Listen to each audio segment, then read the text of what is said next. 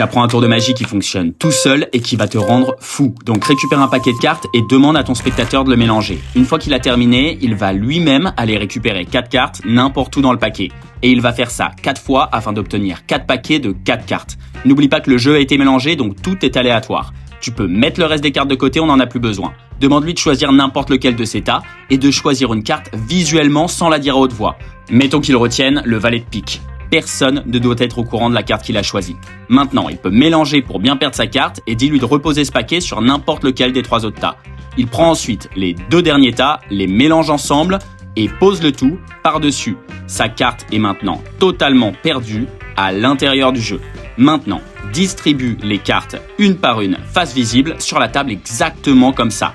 Et demande-lui de repérer dans quel tas tombe sa carte sans rien laisser paraître. Je te rappelle que personne ne connaît la carte du spectateur, donc là, typiquement, il la verrait ici, mais comme on n'est pas censé la connaître, tu continues de distribuer normalement. Et là, c'est incroyable. Une fois que tu as tout distribué, tu te retournes pour ne rien voir et tu vas lui demander de retourner face cachée le tas qui contient sa carte. Ensuite, il prend les 3 autres tas pour les jeter avec le reste du jeu. Il peut même légèrement changer son tas de position sur la table pour qu'on ait aucun indice. Et là, tu te retournes. Tu n'as jamais rien vu et il n'a jamais nommé sa carte à haute voix.